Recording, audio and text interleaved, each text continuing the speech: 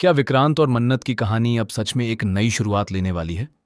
और क्या दुआ को एक नहीं बल्कि दो दो पापा का प्यार मिलने वाला है? विक्रांत का ट्रीटमेंट तो डॉक्टर्स कर रहे हैं, लेकिन जिस तरीके से उसका एक्सीडेंट हुआ है, उसके बाद डॉक्टर्स का कहना है कि उसकी कंडीशन काफी क्रिटिकल है।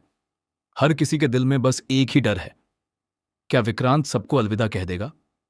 लेकिन कहानी यहां खत्म नहीं हो रही है गाइस, क्योंकि किस्मत ने एक बहुत बड़ा इशारा दे दिया है। जब मन्नत ने विक्रांत को उस हाल में देखा, तो विक्रांत के खून से मन्नत की मांग भर गई। वही पल था जब मन्नत को फाइनली एहसास हुआ कि जिससे वह इतने समय से लड़ रही थी, असल में उसी से प्यार कर बैठी है। एक तरफ दुआ को लेकर विक्रांत, धैर्य और मन्नत के बीच इतनी लंबी लड़ाई चली, और दूसरी तरफ मन्नत को अब समझ आ रहा है कि वह विक्रांत के बिना नहीं रह सकती। उसके दिल में जो फीलिंग्स थीं, वह कभी खत्म ही नहीं हुई थीं, बस गुस्से और गलतफहमियों के पीछे दब गई थीं। इधर नीतू ने एक बार फिर ड्रामा क्रिएट करने की कोशिश की, लेकिन इस बार मन्नत ने उसे सीधा रोक दिया, क्योंकि इस वक्त मन्नत को सिर्फ विक्रांत की फिक्र है। उसका मानना है कि अब ब्लेम गेम का वक्त नहीं है, अब सिर्फ विक्रांत को बचाना जरूरी है। फिर कहानी में आता है सबसे इमोशनल ट्विस्ट।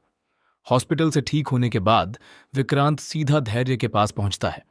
ना ईगो, ना एटीट्यूड, सिर्फ पछतावे के साथ। विक्रांत को फाइनली समझ आ गया है कि उसने अपनी जिंदगी में कितनी बड़ी गलती की है। वह धैर्य के सामने बैठकर उससे एक मौका मांगता है, अपने परिवार को दोबारा जोड़ने का मौका। विक्रांत चाहता है कि धैर्य यह घर छोड़कर ना जाए। वह चाहता है कि मन्नत, दुआ और धैर्य सब उसके साथ एक ही घर में रहें।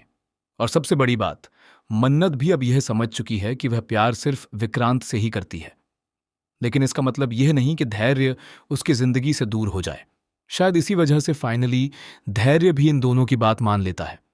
अब यह तीनों एक साथ आ गए हैं, लेकिन यह कोई हैप्पी एंडिंग नहीं है, बल्कि यहीं से उनकी कहानी एक नई शुरुआत करने वाली है।